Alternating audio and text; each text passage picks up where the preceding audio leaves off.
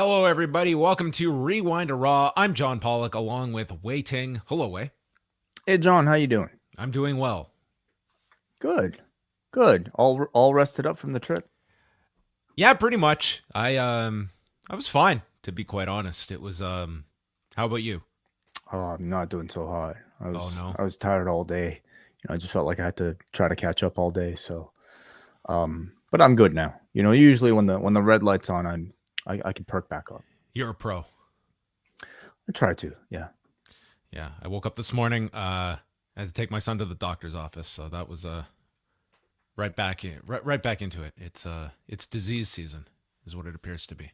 Oh, yeah. A lot's going around, and I'm hoping like I try to stay away, but who knows? Is he okay? It's fine. It was just a little. He had a bit of a cough last week, and then it turned into. It's not an ear infection. It's just just had a pain in his ear.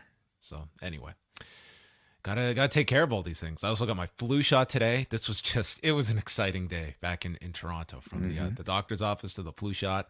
I stood there. I made an appointment to go get my flu shot at the local grocery store over the weekend. I go there thinking I can go get my shot. I'm out of there. I sign in. They're like, okay, your appointment is 2:10. Yep, I'm here 5 minutes early. Dude, 30 minutes. I just stand there waiting. And then finally, they give me my flu shot. And then they say, well, please stay in the store for 15 minutes. I laughed. I was like, okay, sure. I walked right out. It's like, I mean, it's really for your own benefit, to be quite honest, okay. Dude, if I passed out by the produce section, they wouldn't even know. Okay. It was like, hopefully someone would notice down the aisle. I think it'd be too late. So anyway, I do not recommend leaving right after your shot. Okay. Don't do it. But I had to get going. Okay. I was not spending an hour in this grocery store to get what would have looked 30 seconds to get a flu shot. I recommend the flu shot. Everyone get it. Unless you don't, I don't know. Is there flu shots that people don't want? I don't know. I don't care. Anyway, how was your weekend? What'd you get up to? I was down in Newark for too. AEW Full Gear. Oh, you don't say. Yes. I believe I was on the same flight as you. I was there for, of course, AEW Full Gear and also Post Wrestling's 5-year anniversary show, QXT's nightclub, which I feel 248 Mulberry Street, just minutes away from the Prudential Center, the site of Full Gear. I think that was the last time I'll ever say QXT's nightclub. That was the last time. I will never in my life forget that address, okay? On my deathbed, okay? As I'm in the produce section, I will remember where QXT's nightclub is located. It was a great time. I had an awesome time. Really, I think could be a once in a lifetime opportunity to gather so many people that we have met and have worked with, through pro wrestling, all in the same spot, from all over the world. Yeah, it was that was super cool on the Friday where we had a seamless flight to Newark, and then getting out of that airport. What a disaster. And really not a reflection of the airport as it was our shuttle system to try and get out of there. That was it was like we were making solid time. We were maybe going to have a little buffer before we had to get into New York. And that was quickly evaporated. But I mean, small delay in the grand scheme of things. I would not recommend booking your flight for a Friday afternoon and trying to get from Newark to Manhattan during rush hour traffic on a Friday. Probably, bad call on our part. But though your strategy of us ordering from our hour-long Uber and then arriving at the restaurant within minutes, our meal arrived. I mean, it couldn't have been timed out more perfectly. That did work out better in our favor. But we met everybody on a Friday in Times Square at Pasta Lovers. Shout out Pasta Lovers, Times Square. Posta Lovers. Posta Lovers, that's right. Yeah. And it was a great time. We saw a lot of people. Met Andrew Thompson for the first time. We met for the first time. Yeah, I was it's so weird. You feel like you've met these people, but technically had not. Met Stephanie Chase for the first time, met WH Park for the first time. I mean, it was just a great time. Yeah, shout out the Pasta Lovers. All of us will always have pasta in our history. I'm trying to get the photo up on screen here, but there you go, everybody. The professor. Look at this. The professor arrived. That's right.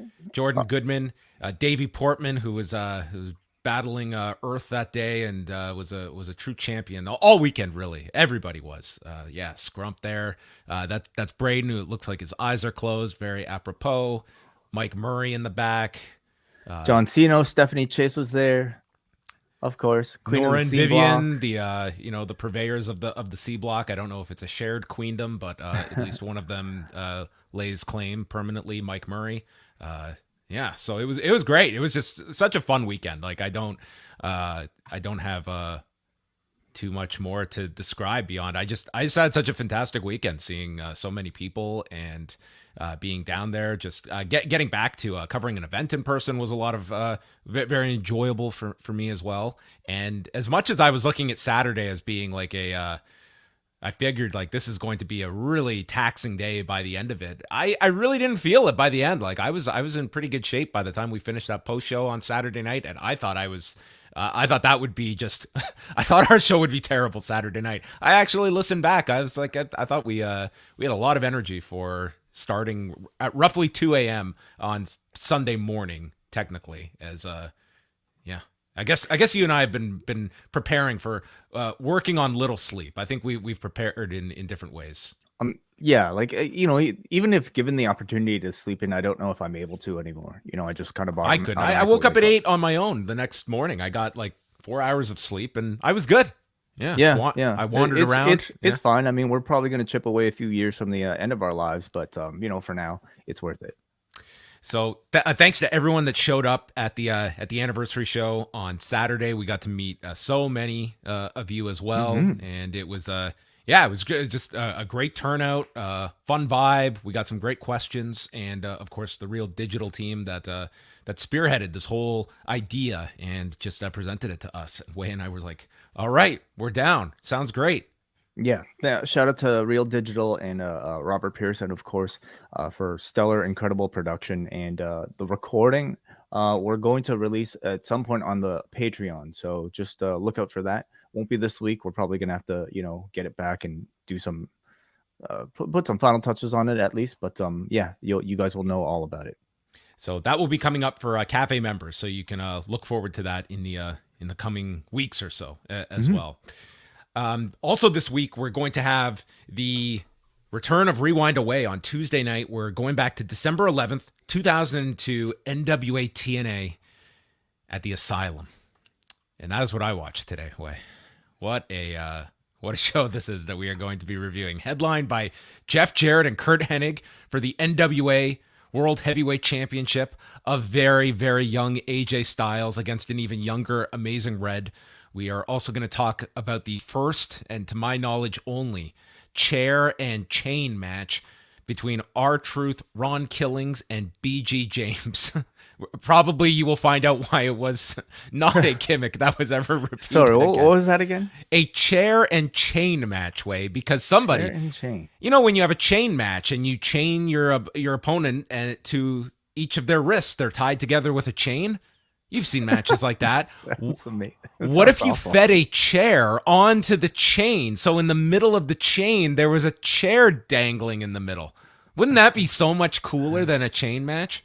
I'm surprised they went with TLC and didn't just change it to chairs and chains. My pay-per-view. I mean, It would have just been a different outcome for Edge, Christian, the Hardys, and the Dudleys if that was their claim to fame. So we are going to go through all of this. A very controversial promo from Roddy Piper the week before that we get Jeff Jarrett's reaction to.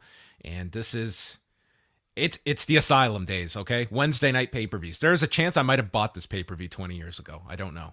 But look forward to it. Wai will be taking in all the goodness of Mortimer Plumtree in the next 24 hours. So that's what you have to look forward to, Wai. That is probably my viewing after we're done this show here. So great. And then later on this week, Wednesday night, it's going to be Wai Ting and Bruce Lord on Rewind to Dynamite. I have a prior commitment. I am on dad duty all Wednesday night, and I do not think I will be able to start Dynamite and do the show. So in my place will be a more than capable stand-in in Bruce Lord. So I look forward to hearing Bruce and Wai on Wednesday night. But then back on Friday with Wai, we will chat SmackDown and Rampage going into the weekend. And then we're live Saturday night with a Survivor Series post-show. Remember, Saturday night. If John Moxley is listening, it's on Saturday night this weekend from Boston. We will be live minutes after the PLE. YouTube.com/postwrestling. Subscribe to the channel. Leave us a thumbs up. And that is all that is coming up this week, among the many regular shows we have. Up next, we'll be live on Tuesday night chatting about their big announcement from Saturday's show, and I'm sure discussing their trip, as they were there a lot longer than us. They were there almost the entire week, and now they are still not home. So more to come from them on Tuesday night. They went to New York, and you know what? I think they might have lost their name. I don't think it's Michin either. So if you want to find out what's coming up in the very near future for our friends at Up Next, listen this Tuesday. I'm sure it'll be an important episode. Well, and if you find out where they're broadcasting from, in what particular building, it is Michin. So Michin, yeah. So all of the shows can be found postwrestling.com. The schedule is up there, and all of the great news items. Big thank you to Neil Flanagan for holding down the fort over the weekend. Thank you, Neil, for Neil, I feel really bad for, because he was supposed to be with us in Newark, and for whatever logistical reason, Andrew Thompson called the consulate and barred him. But no, border issues that are all the more complicated these days, I'm sure, unfortunately got the best of Neil, so he was unable to make it. I believe he made it to the airport before he had to find out. But what are you going to do if you can't, take a vacation?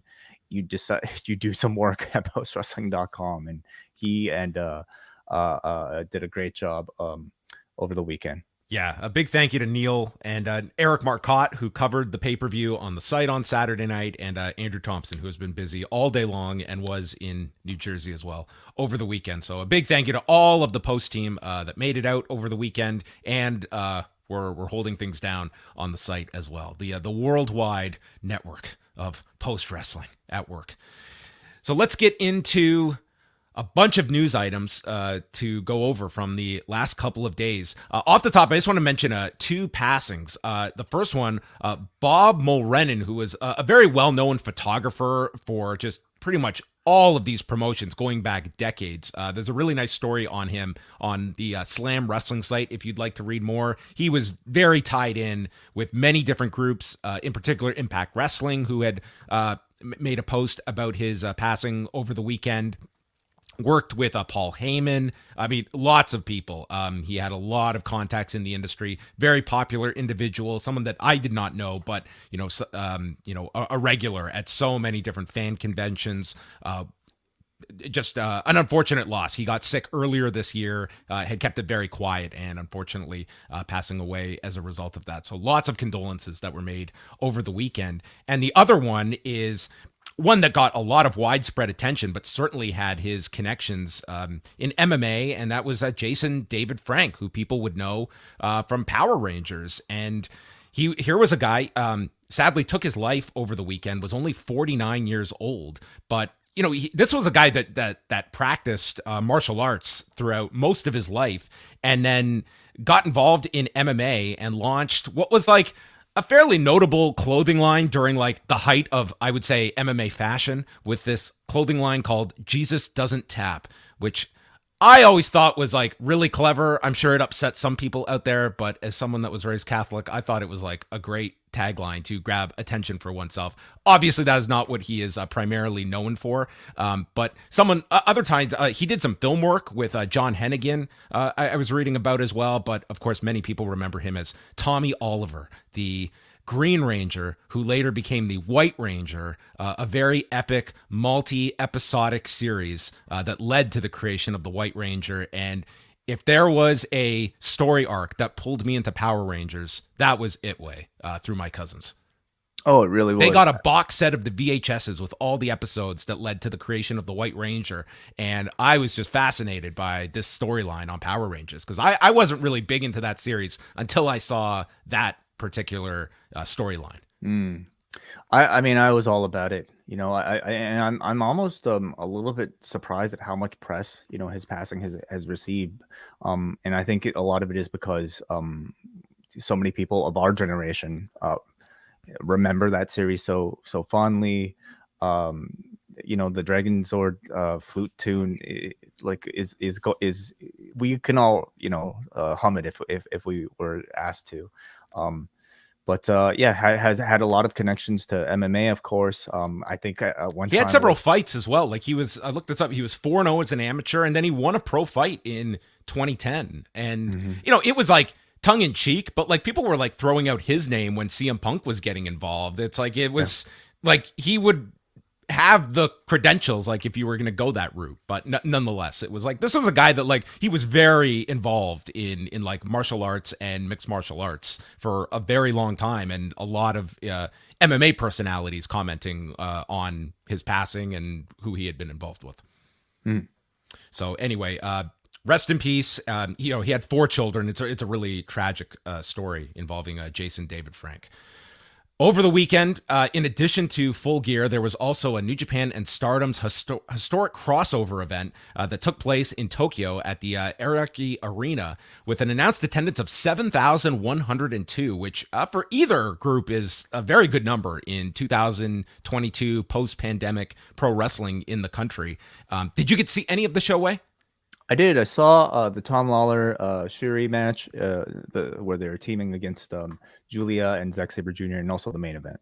Yeah, I saw like the last 6 matches, and we won't do like an extensive run through here, but just some of the highlights. Zack Sabre Jr. and Julia taking on Shuri and Tom Lawler. Of course, Shuri and Tom Lawler having the both competing in the UFC, and of course Zack Sabre Jr. and Julia from the UK with their lineage as well. And this was one where this was a match that Tom Lawler was very much looking forward to. And I thought just the combinations in this were so fun to watch. And the Zack and Lawler exchanges were just top level here. And it ended with a European clutch that was countered to a rear naked choke, and then Zack flipping over, reversing Lawler back to the European clutch and catching him in 10 minutes and 52 seconds. But these two together were, I thought, terrific.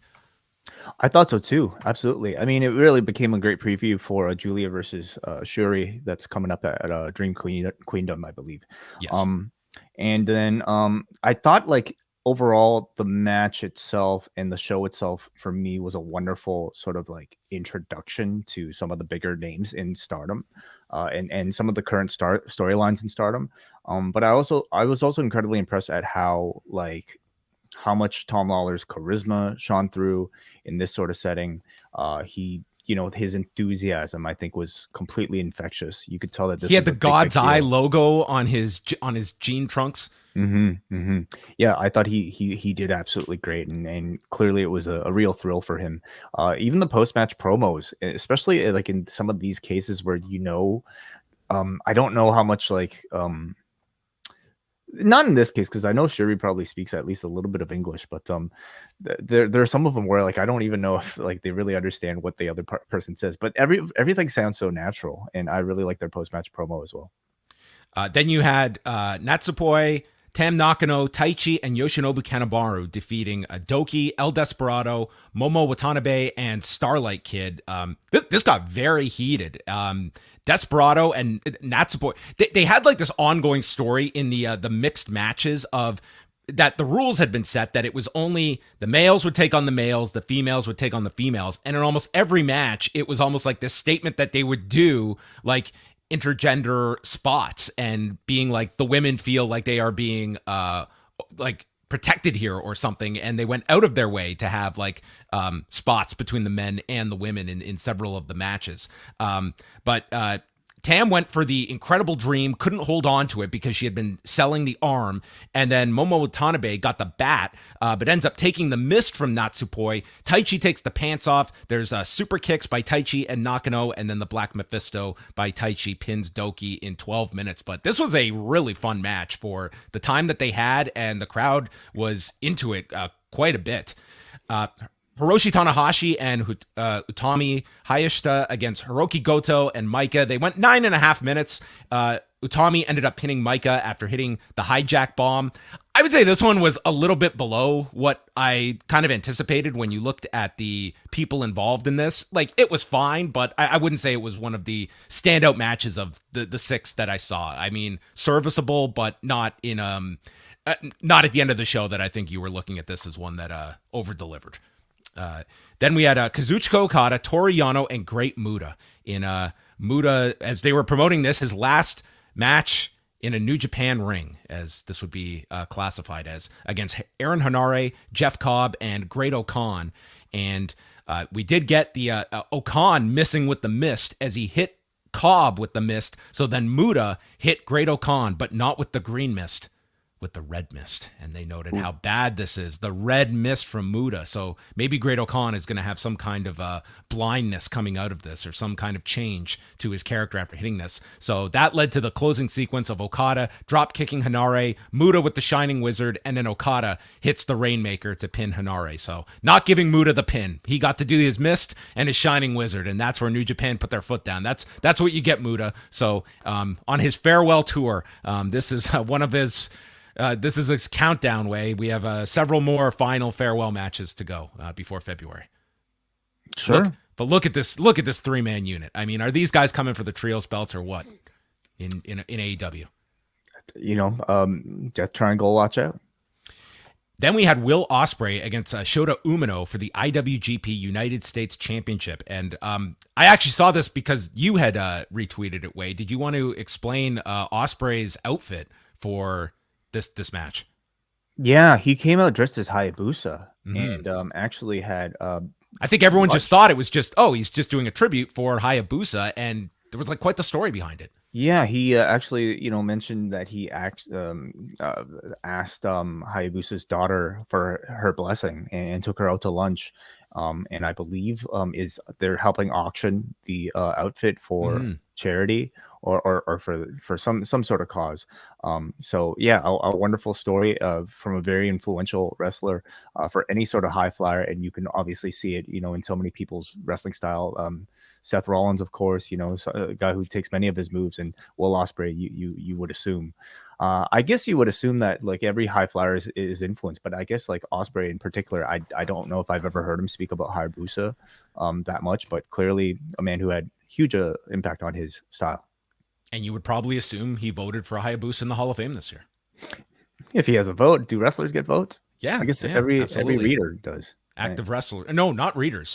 The ballots are sent out selectively.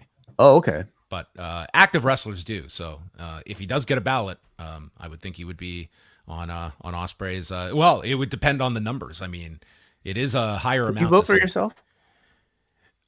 You can vote for yourself. Yeah. Yeah. There's nothing stopping you from voting for yourself. I mean, that's how a regular election works. True, right? You can vote for yourself. So there was an interesting dynamic here because this is Shota Umino challenging for the U.S. title. This is a rematch from Royal Quest, and Red Shoes Umino is the referee. Red Shoes Uno. He's like his father is the referee here. Now there's a conflict of interest right there. Well, that's what they were bringing up here. And it was like, it really didn't play that much into parts of the match, but it was kind of like an odd decision when you're not doing like some big, but I mean, the announcers are trying to explain that, he's being a bit more emotional here because it's his son, and, Will Ospreay is being very brutal in the match. So, I mean, it was kind of an interesting addition.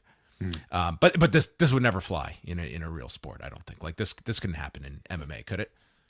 I would suggest like the opponent would probably raise a bit of a issue with it, but I mean for wrestling it's great storytelling. So you had playing off of Royal Quest, you had Ospreay delivering the strikes to the back of the head, but Umino survived. He ducked a hidden blade and landed a big pump up knee strike. Ospreay then countered a Death Rider. Stormbreaker is blocked, and we're just getting into all of the intense finishing sequences here. Elevated Death Rider, and then the follow-up gets blocked, and Ospreay hits the hidden blade to the front, and then one from behind for the Stormbreaker. And then I looked down at my time. I was like, this can't be right. There's no way this match was this long. But it was in fact 22 minutes and 55 seconds. I'm not kidding. I thought it was like 12 minutes or something. It felt like I couldn't believe that much time elapsed that I watched this, but it was a really enjoyable match. I wouldn't say it was like Ospreay's like upper echelon of matches this year, but that still is a lot of praise for the match. I would say this was probably Umino's best single showing overall, and a tough position because I don't think anyone bought Umino winning this, but Ospreay continues to elevate this U.S. title, and I think we are now gearing up for what is going to be the biggest match for that title, because as the United Empire is hoisting Will up in the air and Gideon Gray is proclaiming him the best, the lights go out, and then on the screen is Kenny Omega, who just cut the best promo in Japanese. I don't want to hear heel Kenny Omega ever speak English after this promo. This was the best. I watched this thing on Sunday morning, and I must have watched it like 3 more times during the day, of Kenny Omega stating that Will Ospreay was supposed to be his successor because once AEW formed, Kenny Omega didn't need New Japan. And what has Will done? The crowds have gone down. There's no cheering. What's the line you're using, Will? It's because of the pandemic. Well, Will, the only virus here is you. Then takes a shot at him and his auto-translate pals, the United Empire. And he took the call from New Japan, and he didn't want to do it, but he couldn't give up this opportunity to come back for one night. And that is our match for the Tokyo Dome on January 4th. And I think that Chris Charlton summed it up best, that this feels like the main event for January 4th. I think this is going to overshadow Jay White and Kazuchika Okada, and I think this makes Wrestle Kingdom feel like a big deal now. It makes it feel like Wrestle Kingdom again. You know, for me, you know, much of my disconnect with New Japan has been sort of like the stale roster, and it's sort of this sort of like special attraction outside participation that I feel like the promotion's really been lacking, especially for Wrestle Kingdom. And you know, Japan has probably been the toughest place in the world to try to book a show like a Wrestle Kingdom to its standard, but clearly things are kind of lifting right now. And you know, as soon as they announced that best of 7 with the Elite and Death Triangle, we saw that missing spot for January 4th, where there won't be one of those matches. And I think we already began speculation about, in particular, Kenny Omega's participation. We got the announcement pretty much, you know, less than 24 hours later. It's a huge match. It's a match that might reinvigorate a lot of interest in New Japan Pro Wrestling if the rest of the card is strong. They made comparisons to Alpha versus Omega. I certainly feel like this has the potential of being that sort of big crossover match that might drag a lot of lapsed New Japan fans back in. This is a very important match for New Japan to push for travelers, for New Japan World, and just domestically to sell tickets at the Tokyo Dome. Like, I feel if Wrestle Kingdom is a big success this year, this is the match that deserves, rightfully so, the credit. It does feel like the main event now. And, you know, between those two matches, like, it does feel like a big show, as you mentioned once again. So that's great that they could pull it off. Yeah, you know, we're at this point, we're kind of talking about the addition of new names, of mainstream names, and Kenny's not the only one that was added to the show. That's right. We will get to that. The main event was KAIRI and Mayu Iwatani to determine the IWGP Women's Champion, the first champion as the tournament winds down. And KAIRI ended up working this match with like a pretty severe sprained ankle that she posted a photo of afterwards. And I saw that photo first and then watched this match, and it was like, goddamn, you could not tell. And what she was doing, it was like she's doing missile drop kicks and stuff. And when you see this ankle, like, this looked insane that she worked through this match with this kind of an injury. She also wrestled to a 30-minute draw the night prior. This is insane. It was absolutely insane. They went 25 and a half minutes here, and just some of the highlights here. You had Mayu with a top rope Hurricane Rana, and then goes back up, landing a splash. KAIRI hit the high cross to the floor on the sprained ankle, and then we have a series of spinning back fists as Mayu just staggers on her feet and won't go down. Mayu finally then lands her shot and hits a tombstone and a dragon suplex, just dumping her on her head. KAIRI hits an elbow off the second turnbuckle, hits the insane elbow for a 2 count, and then a crucifix bomb by Mayu, dragon suplex for a 2 count, and finally it is KAIRI with the big comeback and a final insane elbow in 25-32. Take the championship and will face Tam Nakano on January 4th on the show proper, which will be the first time we've got a women's match on the actual show of Wrestle Kingdom. Mm-hmm. Yeah. I think KAIRI really is probably your perfect choice, for one of these. Like, essentially this IWGP Women's Championship, it kind of tells me that, like, she's sort of the transition unofficially between Stardom and New Japan Pro Wrestling. It's a championship that's, I would assume, would be defended in some of those New Japan US shows, and has a role on a show like a Wrestle Kingdom. She is by far the biggest name in that company right now, and even within a New Japan roster, I would probably consider KAIRI to be one of the bigger crossover names. So I think her addition to Wrestle Kingdom, to me, adds a lot of excitement for Wrestle Kingdom. It's a huge match for Tam Nakano. Probably, I mean, by far, obviously the biggest stage that she'll be able to wrestle on. From the little promo I thought she cut in the ring, the confidence was full on. So I'm very excited to see how she does on such a big stage. Yeah, and as Wai mentioned, it's Shuri and Julia, December 29th. That's the Sumo Hall Stardom's Dream Queendom show that will also have KAIRI against Utami on that show as well. So some very big shows in a small amount of time, because sandwiched in between that show and January 4th is the Muta Nakamura match on January 1st. So there's going to be a lot of eyes on various Japanese products over, I would say, that month, because you extend it to Sting and Muta teaming up. Like there's quite a lot going on in Japan over the next couple of months. So I haven't seen the entire show, but what I saw, it was a very enjoyable show. They drew a very good crowd, and I would think that it's a concept that they will continue. It's, you've created this title, and I think there's other combinations to be had, but I really enjoyed the Zack and Tom Lawler stuff. There's a lot more that those two can draw from. The pairings are just fun, and to me, like, it's kind of surprising that it's taken this long for Bushiroad to be able to do something like this. I don't know what sort of red tape prevented them from doing this earlier, but it's a long time coming, and honestly, like, it's probably the most excited I've been for a New Japan Pro Wrestling thing in quite some time. So I would say more than Stardom Stardom certainly needs New Japan and their exposure, but I think New Japan needs Stardom too.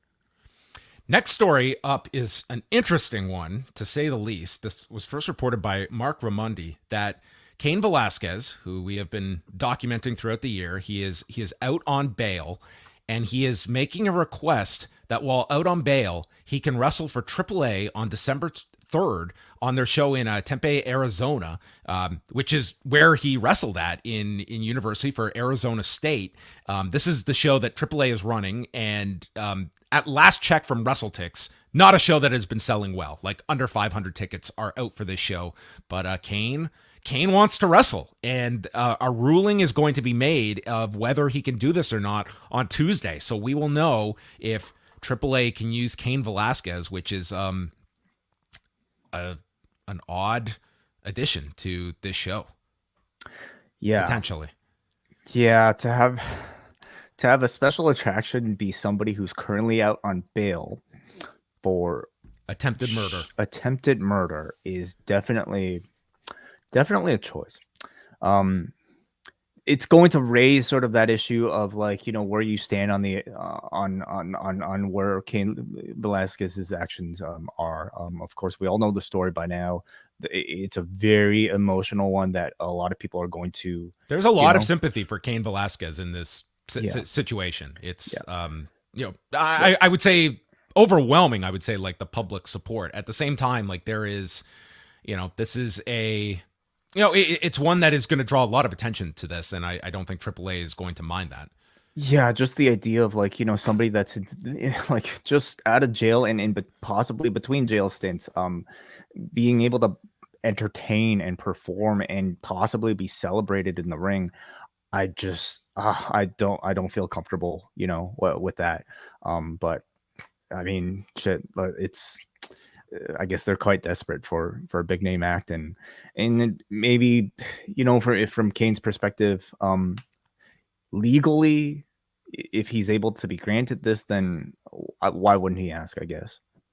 Yeah, I guess it's just it's just an odd thing that you would, like, with all that's going on in his personal life, that this would even be something crossing your mind. But obviously it is enough that he is going through the protocol. You got to make money, especially like with what he's facing. Yeah. Right? So anyway, we'll know on Tuesday. It's either going to be a yes or a no. I don't know how they will grant or not grant this request, and what is going to go into this thinking for them. But that's a story I did not expect to see today, but that is what is going on.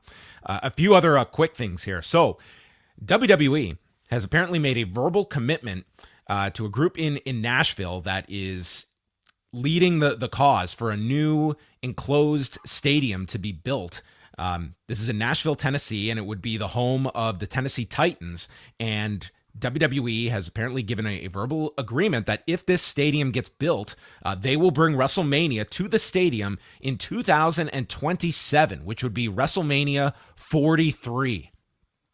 Ready for WrestleMania 43? Way? Am I ready to be 43 myself? Jesus, Yeah. no, not at all, but okay. So this was reported by the Tennessean newspaper, and WWE did give a statement noting Nashville has exploded as a cultural center in the United States and as the land of opportunity. WWE looks forward to hosting many events in partnership with the great city of Nashville at the proposed enclosed stadium. So that is, if the stadium gets built, Nashville, they had a very successful event there over the summer at Nissan Stadium for SummerSlam. And we do know at least the next two sites of WrestleMania through 2024, 25 and 26. There are not any cities that have been linked yet to those events. So this is how far out they are forecasting a potential WrestleMania in Nashville. Well, listen, the fact that it's being proposed in this particular city tells me that I think we've got Jeff Jarrett's next major appearance lined up already. You know, five years down the road. Is he already in the Hall of Fame? Yes, he is, but he could go in again. Sure, why not? Yeah. He'll go in with the Bullet Club. He'll go in with the Bullet Club. Maybe he'll go in as part of this faction with Jay Lethal and Satnam Singh somehow. Somehow he'll justify that. Yeah, maybe maybe they'll induct Immortal into the Hall of Fame. Yeah. They're here. Sure. WWE has announced that the Royal Rumble has now surpassed a $5 million gate for January 28th at the Alamo Dome in San Antonio, Texas. So this will be the largest Rumble gate in the history of the event. Last report from WrestleTix has over 30,000 tickets out for this show. So this has been a giant success thus far for the company coming up in January. Being the Elite returned on Monday, Way. Did you watch today's episode?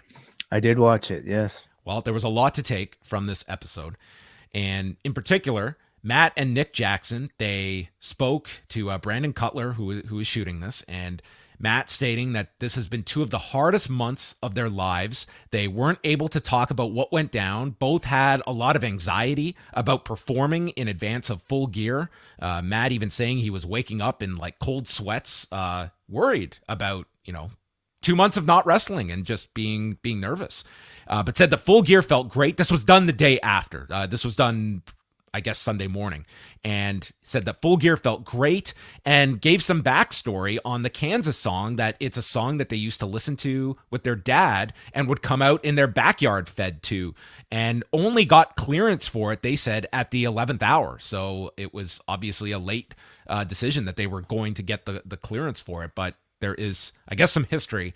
And I just picture Papa Buck rocking out with young Matt and Nick to Kansas. I think we need the Papa Buck version of "Carry On My Wayward Son." Absolutely. Well, yeah. They're returning to California next year, and there's always that chance, maybe a live tribute to Kansas. Oh, you know what? Whatever karaoke they're doing, it's going to be there.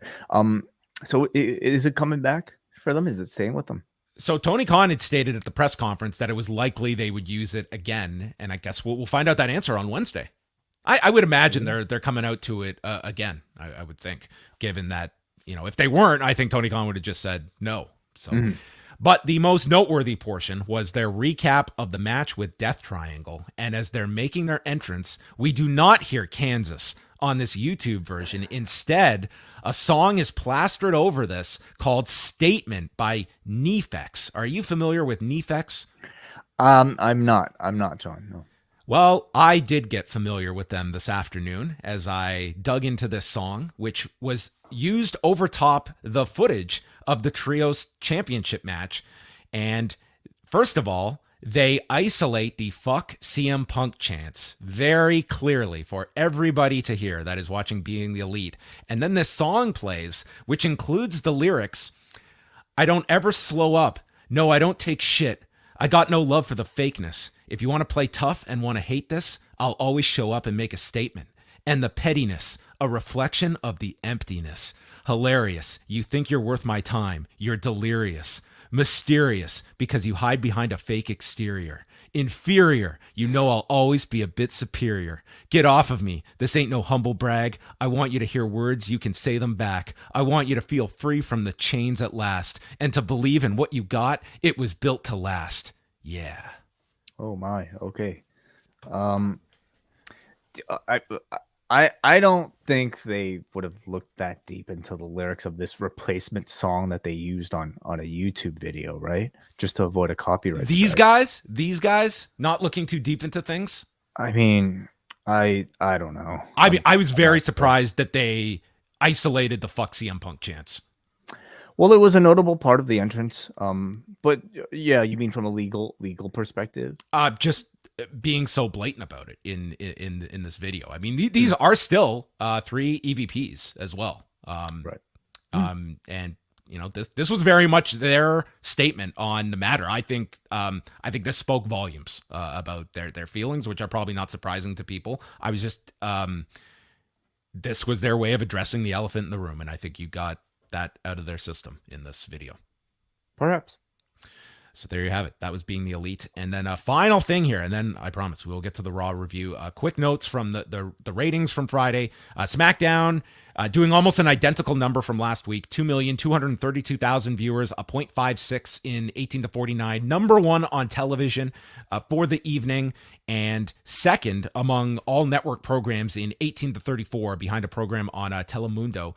But both SmackDown and Rampage had big spikes in female viewership. It was interesting to see. For the example of SmackDown, their female 18 to 49 audience was up 10%, and it was, you know, their highest in several weeks. Their male audience was either equal or down from the week prior. But overall, like, again, it was you know, standard SmackDown number, which translates to a very good number when it's number 1 on television. But their female 18 to 49 number was their highest since the night of Vince McMahon's resignation. So you're going back several months that female viewership in the key demo was that high. And it was more pronounced on Rampage, which did 445,000 viewers, 16th on cable, and a 0.14 in 18 to 49. So viewership was actually down from last week, but the demo was up 22%. It's still, you know, in the current area of Rampage, this is somewhat in the middle of it all. I mean, not a drastic variation from last week, but female viewership across the board was up dramatically from last week. In women 18 to 49, it was up 76% from last week, their highest since Grand Slam in September, and second highest in that demo since April. For 18 to 34, women were up 80% from last week, but that was more so last week was really down. And then women 35 to 49 was up 71%. And this was not reflected in men. Men, it was either small decrease or small increase. There was not a whole lot of movement there. So obviously, they have found that the key to their female viewership is Jun Akiyama. I think this has been what has been uncovered from Friday's numbers. But both shows did like well with women on Friday night. And granted, this is one night. You can't really dig too deep into it unless it's a pattern of some sort. But that was my takeaway from Friday's numbers. Was there any explanation through the competition? I mean, there was they were going against the NBA. I mean, that was the top thing on Cable. Like, it wasn't as though there was anything out of the blue that they were going against. Rampage was third in its time slot behind the NBA game and On Patrol Live. So, yeah, it wasn't like anything that jumped out at me as to a reason why. But something worth noting. Maybe if it plummets and Jun Akiyama's not back, then I think that there's your answer right there to just settle. And the countdown show that aired right after Rampage, it did 234,000 viewers and a .06, 85th for the night on Cable. And our final thing, I know you wanted to know about this, way Young Rock, 1,360,000 viewers. So it fell in viewership, but they were up this week in the demo, up 22%. And beat two shows in 18 to 34, still last in viewership and 18 to 49 among the big four networks. So that's the latest on Young Rock. So good. I didn't see Friday's show, so I don't know what we're up to at this point. They're going at a rapid pace through the Attitude Era right now. That's what they're up to. All your news can be found at postwrestling.com, and we now shift focus to the MVP Arena in Albany, New York. Not often that you're in an arena named after one of your stars. Yeah, you figure he would have had a bigger role on the show. On main event, they had Elba Fire beating Tamina and Akira Tozawa over Grayson Waller, and it was noted and later seen on Raw, Akira Tozawa appears to have graduated out of the ninja outfit. Yeah, he's got a blonde look now, and I'm very happy he's no longer a ninja. It's wonderful news. Did you hear about Monday Night Football tonight? No. It was the 49ers against the Arizona Cardinals, and George Kittle, who's on the 49ers, he's a big wrestling fan. Pentagon Jr. is at the sidelines, and George Kittle goes up to him, and they put a mask on him, and Joe Buck is calling the game and acknowledging Pentagon Jr. And this was on the ESPN game tonight. So that's incredible press. Yeah, quite the weekend for Pentagon Jr. I was waiting for Joe Buck to weigh in on who he thinks is going to take the match number 2 this Wednesday. Maybe you could have given him a bell hammer to use in the game. That would have been a great tie-in there. Hand that to George Kittle. You need the hammer. Raw. This is my takeaway, okay? The third hour was incredibly long for me. It was just 2 extremely long matches. Number 2, I don't ever need to hear War Pigs by Black Sabbath again. I am ready. 5 days out. I don't need to hear this song again. I think they played it 50 times on tonight's Raw. I mean, they pay a lot of money for these songs, and I suppose they like to get their money's worth. They are. They're getting it and then some. Kevin Owens starts the show after his reveal on Friday as the 5th man for War Games, and he is coming for one man. And it's not Sami Zayn, who he considers a brother. He's coming for Roman Reigns because it's been 2 years since they fought. So he's taking out all of the Bloodline members. So the next time he comes for Reigns, no one will be there to help him. So he was invited to SmackDown Friday. So he has returned the favor, and out come the Brawling Brutes and Drew McIntyre, which was interesting. They're coming from the crowd because they're the outsiders way, yet came out to their music. So they had some coordination here with the production team. I don't know if it was just like sort of the babyface thing to do, you know, to have these guys show up through the crowd. Maybe Kevin Owens just couldn't swing them a dressing room. He got him tickets. He got him comps. That's never happened necessarily in the past. You know, if you're invited, you're invited. So it's going to be Drew and Sheamus against the Usos on Friday in the Advantage match. And then they all cut promos. The Judgment Day interrupt them. And Rhea says that they run this show. Dominic takes the microphone. Yeah, show some respect for the Judgment Day and go back to SmackDown and tell my deadbeat dad I said hello. Balor calls them all clowns, and it leads to Sheamus stating that he doesn't respect Finn Balor. Even though they only live 10 miles apart in Ireland, he thinks that Balor is a plastic patty. And then Balor, the gloves were off. He says, Sheamus, even salt looks like sugar, and I'm one salty Irish bastard, which was a hell of a coincidence because Way got so mad over the weekend. He said this exact line to me. Well, you called me a plastic patty, so you had it coming. But then you threw a salt shaker at me and said it was sugar, and that was not kind. And Sheamus issues a challenge for a 6-man tag, and that is how Raw kicks off. The Brawling Brutes against Balor, Damian Priest, and Big Dom. For like an opening Raw TV match, I actually like this a lot. They're both factions that have been on the ascent at kind of similar timelines on either brand, and I kind of liked it. It felt like a bit of a special attraction.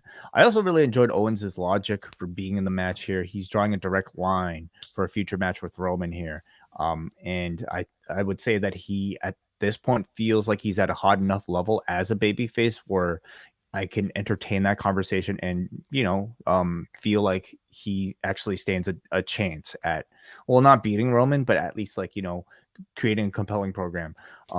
You've also reestablished that even through all they've been through, that Owens considers Zayn a brother. And I feel that one of them should be on the verge of just being pummeled. And maybe it's like Owens is the one that reigns, just, we're going to take this guy out. He is not going to be a threat. And Zayn has sympathy for Owens at the end. Like, there is so much you can do with this ending, but I think it should ultimately be one or the other coming to the other's aid, or leaving it at least ambiguous of, like, Zayn's got his loyalties, but he still regards Owens the same way. Certainly. Yeah. Maybe they're calling upon Zayn to deliver sort of a death blow and he has hesitations. It establishes the possibility of a future babyface turn and reunion of sorts with Zayn and Owens. He still sees the good in him and he wants to turn him to the good side. We also kind of set up a Balor versus Sheamus match in the future as well. So the match features Kevin Owens on commentary, who does not like Kevin Patrick being referred to as KP, because it's too close to KO, and he's going back to calling him Bert. So they had the advantage on Holland, and then when Dominic gets tagged in, this whole place boos him. And Owens says that he would never turn on, he said he would turn on his brother Zayn, but never on his father, Terry Steen, getting a shout out here on Raw, like Dominic did to Ray. Butch gets chokeslammed on the edge of the apron. They go to break. They come back. They have the heat on Butch for a while. And then Dominic is hiding behind Ripley on the floor as Holland goes after him. Eventually, Holland gets the tag. Sheamus and Dom later are tagged in, and Dom is running away, and he goes to the backstage, but gets stopped by the OC who come out. So he runs back in. Priest then assists Dominic, and Sheamus gets his throat snapped on the top rope. Sheamus delivers the 20 beats onto Dominic's chest and then hits him with the brogue kick, and it's Dominic taking the fall in 14 minutes and 17 seconds as they heat up the baby faces going into War Games. Somebody has to take the fall, and I think Dominic, he's not necessarily on the level of a Finn Balor who's about to have a match at the pay-per-view, nor Damian Priest, who's kind of the monster of the group. So I think it kind of makes sense. Good opener. It gives the Brutes some good momentum heading into War Games. Unfortunately, at the expense of the Judgment Day, but the main event was far more important here.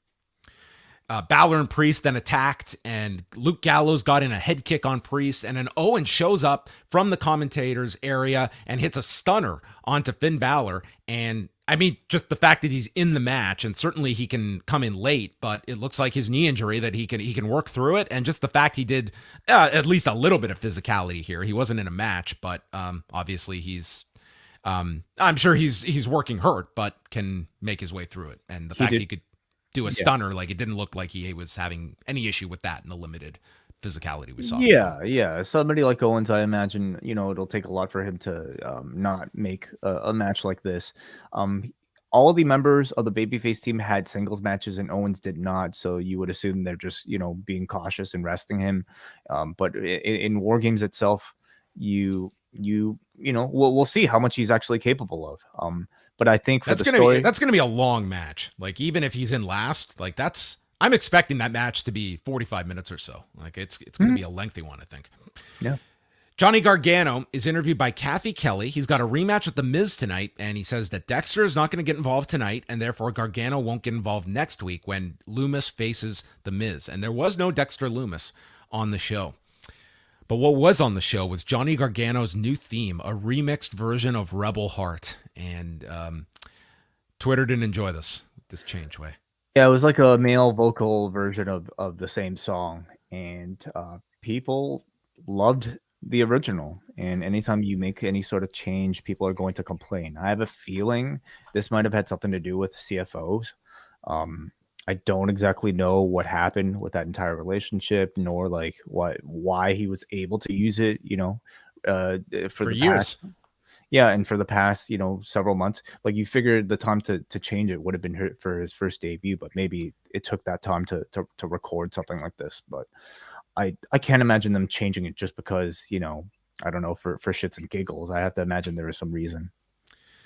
So the Miz comes out and he was injured doing a TikTok video and his hand is all taped up. I think he ran into Swerve. Maybe. So he's got a replacement to face Gargano, and it's Omos. So Miz goes on commentary, and Gargano hits a suicide dive, and then Omos catches his pescado, drops him on the apron. Miz yanks Gargano off the apron, and then Omos lifts him from the floor. Gargano lands with a knee. Omos misses in the corner, and Omos goes down. So Gargano follows with super kicks, climbs up to the top, leaps, and is caught with a choke slam, and Omos pins Johnny Gargano in 306. And this was not a great night for Johnny Gargano all around.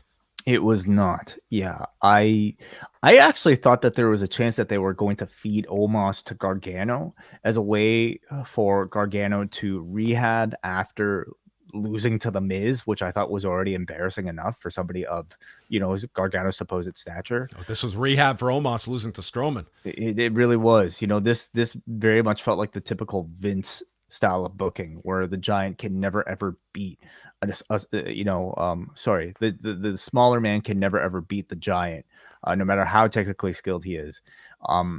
I thought Gargano really needed something coming off the Miz loss, and to see them do this to him makes me wonder like what Levesque is planning at the end of all this, because I don't see him just discarding Johnny Gargano as like a mid-tier guy. But at the same time, this style of booking was definitely confusing because now he's having to crawl out of an even deeper hole than he was in. Yeah, he's someone that has really spun off. I think that this Miz program was not beneficial for him, and he certainly feels closer to a Mustafa Ali level than where he was that first month when he came back, and seemed like they did have higher plans for him. And maybe it's just the idea of, they wait till Ciampa's available to come back, or he's not a featured guy at the moment. They're seemingly building up to the Loomis victory over the Miz as sort of like maybe Gargano's big revenge, but that if they do that, that certainly would not be enough for Gargano, playing accessory to Dexter Loomis. They announced Seth Rollins, Austin Theory, and Bobby Lashley for the U.S. title has been added to Survivor Series. So as of now, coming out of Monday, we have 5 matches for the pay-per-view on Saturday, but 2 of those are War Games matches. So it's a satellite interview with Seth Rollins, who notes that he was mauled by Lashley 2 weeks ago, and then it was Theory attacking him at the end of the show last week. And Rollins asked for this match, and this one was weird. It seems that Rollins is in this in-between period where he's still working in like the Messiah character with this babyface turn that he's done. Like he's doing the cackle here, and but all those things I would say are kind of adopted as part of his babyface persona now. Like fans are cheering him regardless of the cackle. If anything, like some fans will tell you that they love the cackle. The thing that I think really stood out that might be a bit more ambiguous is him bringing up Cody's name. He did. He called Theory the stupidest person on the face of the earth for jumping him last week, and to call Cody Rhodes to see what happens when you pick a fight with him. It's going to be a war this Saturday. And yeah, I found his in-ring promos during this time, like the audience is with him. This one to me, it just to me felt just kind of disjointed. It just felt like the 2 versions of Seth Rollins that I just didn't like this as like a babyface promo, because I think he's holding on to certain things that well, to me, that like he's been doing the cackle this entire time, even as a full-on babyface over the past couple weeks. So I don't think that seemed too out of place. For me, like the only thing that really kind of stood out was the Cody thing. And that tells me that Cody's return is imminent, and that they're probably going to go back to a Cody versus Seth program, at least to start. Theory has his own promo saying no one understands him. Hitting rock bottom was the best thing for him. He's not the same kid. He's a new man, and anyone that steps up will be sent home. And he warns Seth Rollins, Lashley, and throws in Dolph Ziggler for good measure. I think Ziggler got the message. He's not going to step up to him. Why doesn't he get a U.S. title shot? Because he's been forgotten. Okay. And he beat Ziggler, so he's out of the running. He's not in the rankings. But who is in his crosshairs is Mustafa Ali. So they had a singles match. Ali looked great in this match, but unfortunately, he's kind of in Johnny Gargano land. He had taped up ribs, so he was selling the ribs throughout this match. And Theory rolls into a super kick, but then places Ali in the Tree of Woe. He's kicking at the ribs, but then Ali hits a sunset bomb. And then I just wrote down great selling of the ribs. And then with that, he climbs to the top and he hits a 450 splash that he ends up missing. And they said that probably did more harm than good. I guess he was going for broke here. And then Theory ends up hitting A-Town down and pins Ali in 545. Ali is just the punching bag on both shows. And that's a unique distinction for Mustafa Ali. He is getting killed on both shows every week. Mm-hmm. Yeah, he lost the Ricochet on Friday. Of course, he was a substitute for Rey Mysterio. Their justification is that the beatdown from Bobby Lashley last week prevented him from winning that match, and he came out taped ribs here, and so it played a role here too. It's their way of, I guess, somewhat protecting the guy. But man, tremendous protection. This guy has been untouchable. Yeah, this too was just like. I don't know if he's on his way out or something, but like they're really making a point to tell you that, Mustafa Ali right now is just getting beaten down a lot. So, I mean, they could be doing all of this to kind of, tell a further story with him having had enough and somehow, using it to transform. But maybe he'll quit and then he's brought. Oh, we already did that. He was already brought back. Yeah. I don't exactly know. This could be just, his continued descent into obscurity, or they could be using it for fuel for a further story. But the story they were making sure that you knew about Mustafa Ali was that he's somebody who's going to get beaten up a lot. Lashley comes out and tells Theory that you couldn't even get the job done when I left the scraps of Seth Rollins for you. And Theory is blaming Lashley for losing and says how Brock Lesnar kicked your ass, Lashley, and then Rollins beat you for that title, and then you lost again to Lesnar at Crown Jewel. Well, Theory is going to leave Survivor Series as a two-time champion. They get into it, and then Theory attacks him with a chair. Lashley no-sells it, so Theory runs away and is chased to the back, and as he runs backstage, he bumps into Ali and throws Ali at Lashley, so poor Ali gets the shit kicked out of him again by Lashley.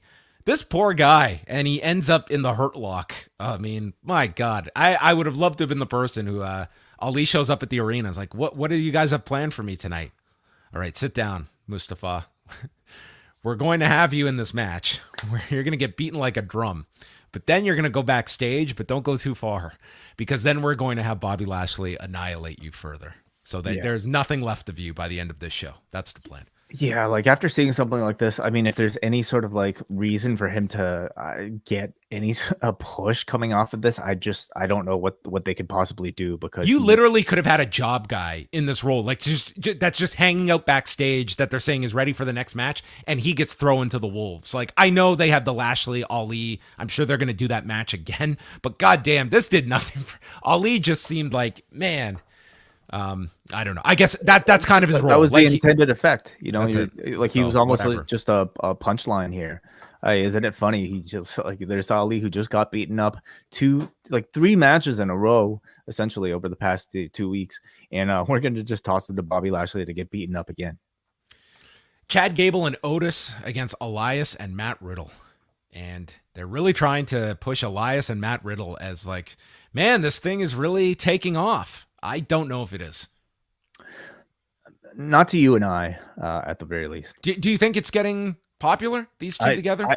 It's hard for me to gauge, because like I don't know if I necessarily felt that way about Gable and Riddle either. And people are kind of talking about them as if it was like a legendary tag team. Orton and Riddle, you mean? Or sorry, yes. Alpha Academy take Riddle to their corner, and Gable hit this nasty dragon screw onto Riddle out of the corner. And then Gable hits a German to Riddle on the edge of the apron. They went through 2 commercial breaks here. Gable and Otis hit a Steinerizer on Riddle, and then an Otis bomb misses, and the hot tag is made to Elias. And he's in. He hits a neck breaker and a spine buster. Otis then lands an inverted DDT, followed by the diving headbutt by Gable, and gets broken up by a Broton. Floating bro is hit to both on the floor, and then Riddle lands on his feet from the American Automatic and hits a floating bro after a suplex from Elias, and Riddle pins Gable in 15:57. Riddle and Gable just continue to have terrific chemistry together. I just don't think that Riddle and Elias is a team that the audience is all that into, but it was a finely worked match and limited to Elias's hot tag here, and Riddle got to shine for most of it, but his stock has certainly deteriorated over these last 2 months. Like he has come down a peg or two. I would say the both of them, Elias as well, coming off of the Ezekiel run. I get the sense like this is their way of trying to rebuild the both of them in a tag team setting.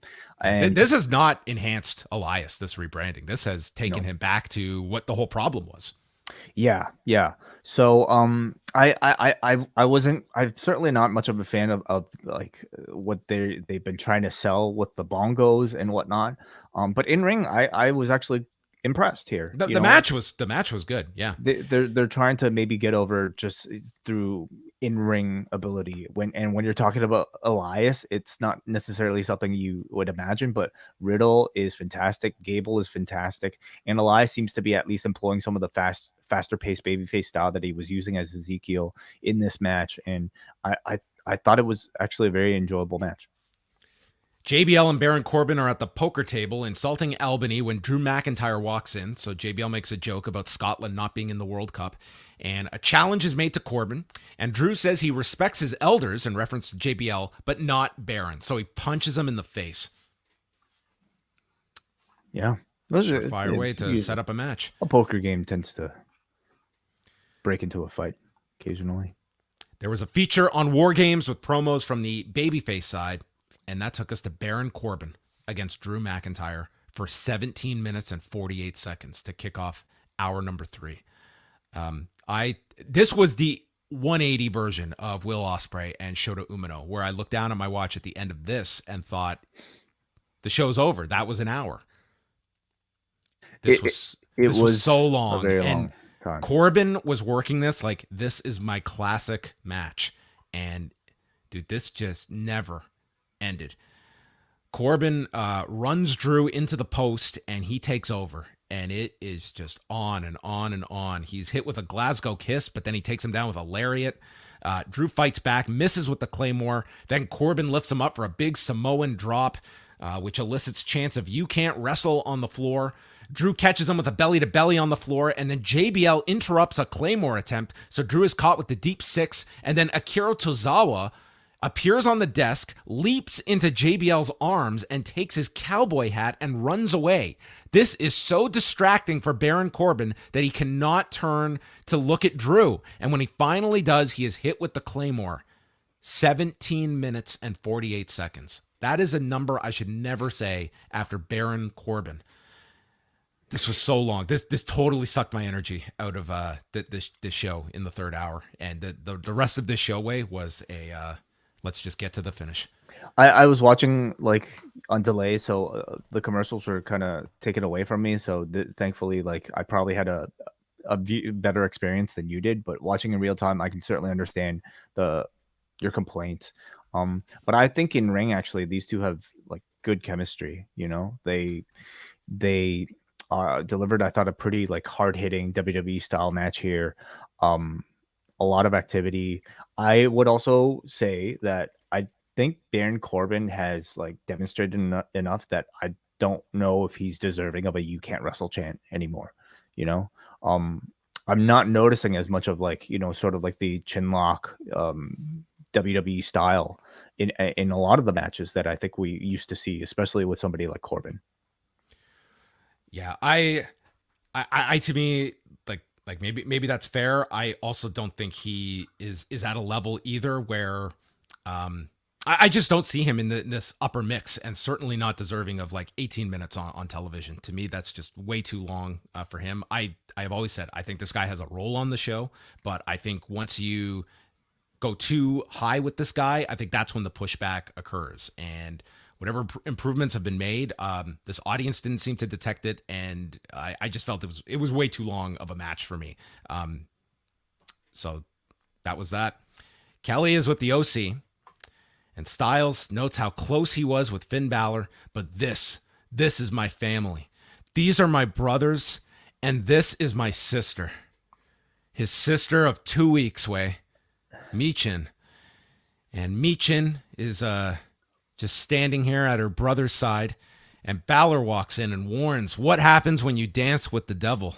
So they get into a big brawl with the Judgment Day, and they go outside, and someone's car gets used as a weapon here. So this was our setup for AJ and Finn Balor. But these are his brothers and his sister, Wei. Yeah, she's officially Michin now. Couldn't she be Mia Styles or well, they're siblings by what? By what? What's their history together? They never crossed paths in TNA. I don't know, dude. Maybe they have some secret oaths to join the club, and once you're in, you're in. Alcohol that brought them all together. That's it. Bianca comes out with Asuka and Alexa Bliss, and they note that no Michin, but Michin will be ready for War Games. And as much as they're pushing this name, there were still references to Mia Yim on this show. But on the roster page, they are calling her Michin. That's how she's identified. So I don't know if it's like a slow transition where they're going to slowly get rid of Mia Yim, but we still had both tonight as we did last week. Yeah, I certainly wouldn't blame the announcers for like forgetting that she's supposed to be called Michin after like calling her Mia Yim probably for her entire career. So I imagine it's some sort of weird slow transition where maybe a month from now she's strictly Michin. I can only imagine a name change like this is for like branding purposes, you know. I guess so. Yes. Like owner like IP ownership. I mean. So they cut their promos. Bliss is going to toss Nikki in the trash where she belongs. I hope she has more success throwing Nikki into the trash than Nikki did with the belt. And then they will decide on Friday who their fifth member will be, and you will not be disappointed. Unfortunately, Albany was, because they started to boo when they realized they weren't going to get that announcement tonight. So they're going to reveal it on Friday, and I would think that the...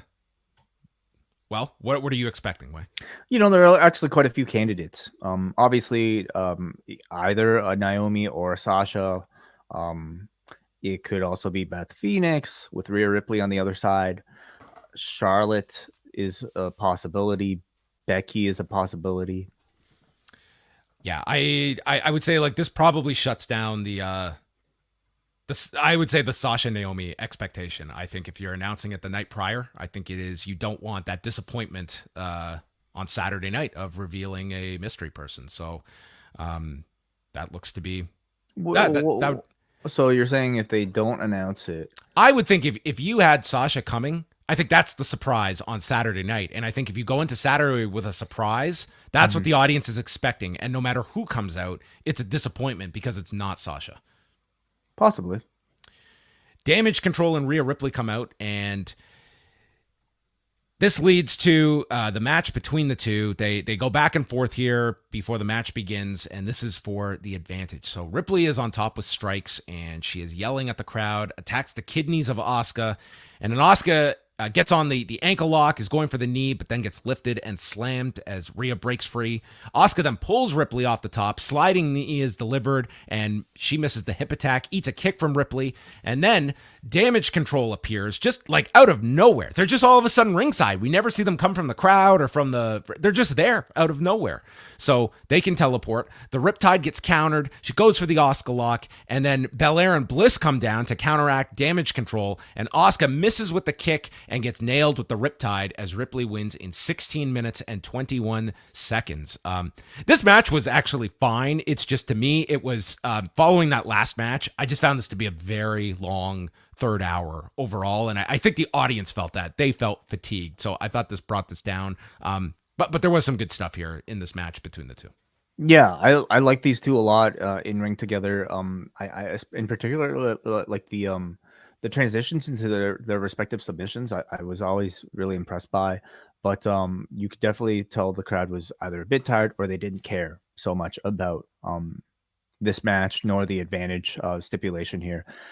I do love the fact that like you had Rhea Ripley be given a clean win here with so many bodies ringside. I thought for sure we were going to get something with interference, but they had Rhea beat Asuka clean, and Asuka is somebody who I think is relatively well protected, but Rhea during her time away from the women's division, I mean, she's kind of had like this mystique built around her, and I think they did a good job of retaining that by showing that she's capable of beating somebody like Asuka clean.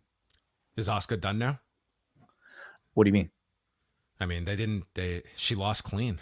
She wasn't protected. I mean, I watch a show and I get the impression if this happens, your career's over. No, I get the sense she'll be okay. I think she's exactly the same. It's amazing. You can do this. Yeah. So the women get into a big brawl, including Michin running down. And then Asuka hits a high cross to everyone on the floor. And that was obviously the big spot. We still had 2 minutes of this show left, and they had nothing. They had no more physicality. They had no more interactions. So Corey Graves and Kevin Patrick had to just crawl to the finish of this show together. So we run through the whole card. We reiterate the fact that the mystery member is coming on Friday. We also, I hope this is her new nickname that Kevin Patrick bestowed upon Shotzi, the ballsy badass.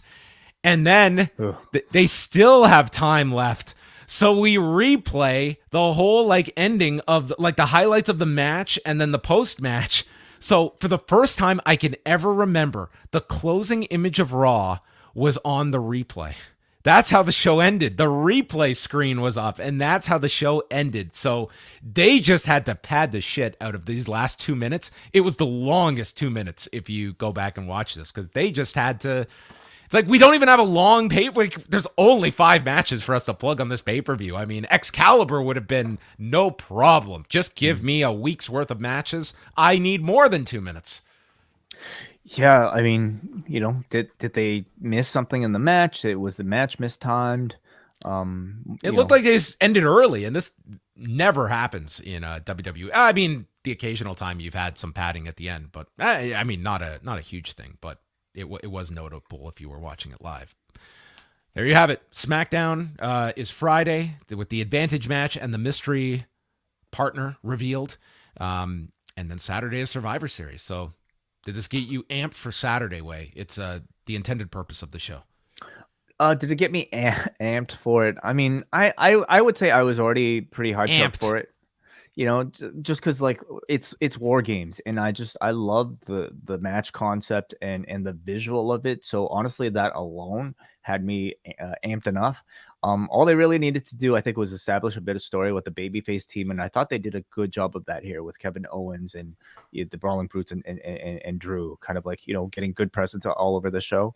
On the women's side of things, it seems to be a whole match driven by who this mystery fifth member is, and I'm sure it'll be good with the amount of talent that's in there. The rest of the card, I mean, thankfully it's they're not looking to pad this thing out. It's being kept pretty lean, and I think for good reason. AJ versus Balor, I think is going to be AJ versus Balor is probably going to be hopefully pretty good. What else here? Shotzi Ronda, I'm maybe not expecting a whole lot here. By the way, people are saying Ballsy Badass was her nickname on the Independent, so she you can't blame WWE for that one. It is, so it's a bad nickname across the board. Yeah. And then we've got what's the other match here? The three-way with Rollins, the US title, Lashley, and Theory. Yeah, I mean, I can kind of take it or leave it, but that's we'll see who comes out of that one, like with sort of a changed character. So if the fifth person turns out to be Becky Lynch, do you think that will be that's big enough that you don't have a Sasha, that's a big return and that will be received as such?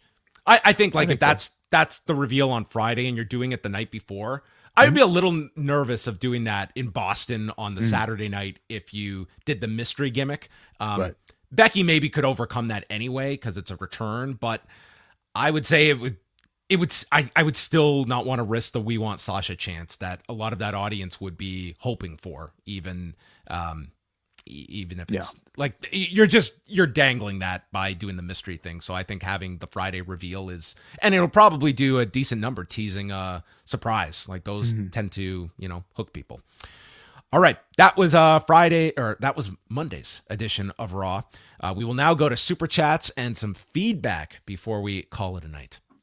Let's first of all go to our Super Chats, starting with Heriberto Perez, who sends $5. Thank you so much for the support, Heriberto. He says, thanks for the great content, guys. What is y'all's interest level in Wrestle Kingdom as opposed to the last one? Well, we only have 3 matches, and it is already... I mean, listen, there were some very good matches on this last year's show.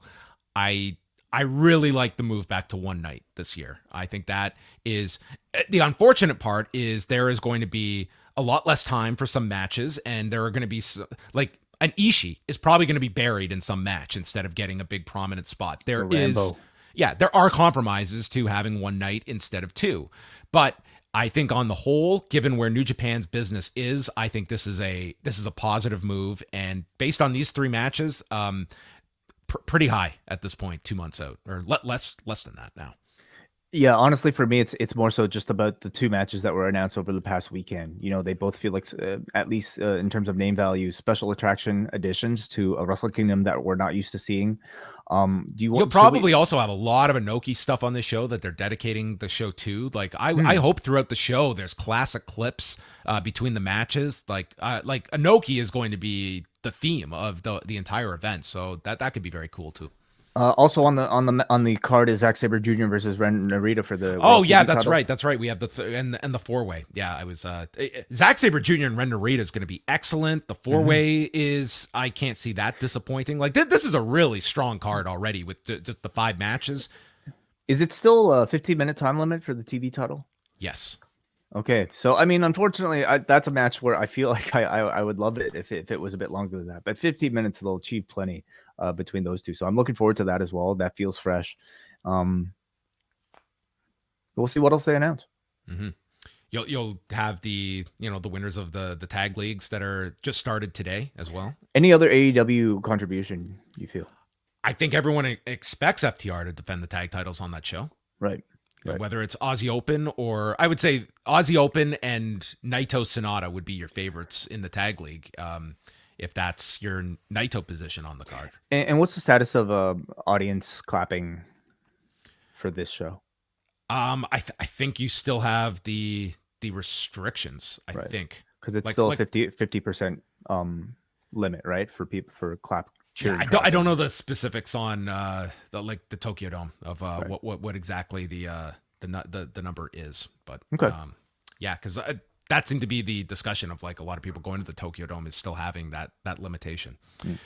We have one more super chat from Hansi who says, "How do you guys feel about Overdrive post main event angle?"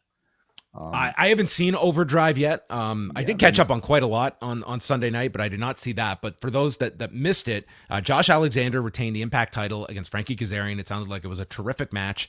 And then Bully Ray cashed in his Call Your Shot gauntlet. And that's going to be the Hard to Kill main event, which is their next pay-per-view in January. That they've been doing this story ever since Bound for Glory, of Bully Ray coming in, winning the Call Your Shot, and everyone warning Josh Alexander that you can't trust Bully Ray. And Bully is coming in trying to redeem his reputation, that he's going to be a stand-up guy and do this face-to-face, and everyone's warning him that he's going to screw you, and Bully stating that he's not, that he'll do it to his face. So that's how they set it up with him calling his shot, but in January. So Josh Alexander has plenty of time to prepare for Bully Ray.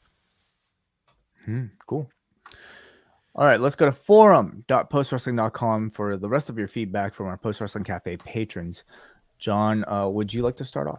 Okay, Benjamin writes, my favorite part of the show was Finn Balor upselling Dominic Mysterio's deadbeat dad line. That Baron Corbin-Drew McIntyre match was awful. Aside from them ripping off Don Callis' wrestling god line about Kenny Omega, the JBL and Corbin pairing isn't really doing much for me. Rhea and Asuka were pretty stiff with each other.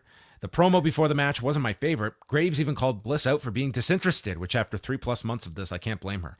Raquel Gonzalez, Liv Morgan, the 5th woman for the War Games match, it isn't exactly a surprise. More paint by numbers. I'd like to ask Benjamin who he thinks it is. Well, I think today I don't think it'll be Raquel or Liv. No, he might be sarcastic out there. What? Okay. I don't know. All right.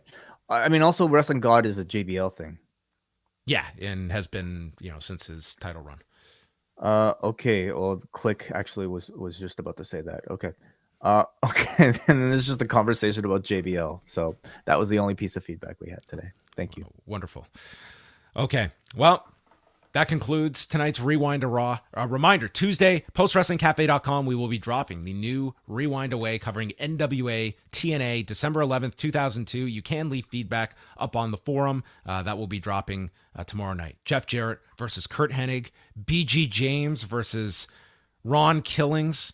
Amazing Red against AJ Styles. I mean, what a collection. This is the infancy way of sports entertainment extreme sex as concocted by Vince Russo. And boy, do we have some news items for everybody. We're going to talk about the WWA pay-per-view featuring Sting and Lex Luger. We're going to talk about a writer for the Atlanta Journal-Constitution getting to sit in on the WWE writing team and chat with Vince McMahon.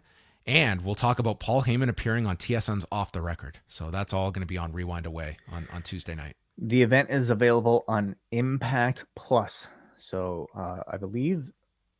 you have to do... Search for it on Google, okay? Because inside Impact Plus, this was I could not find this show in Impact Plus. I literally had to Google it for the direct link and then get it. But once you see that image of AJ Styles looking very 2002 with Mortimer Plumtree, then you've come to the right place. That is the image you want to get.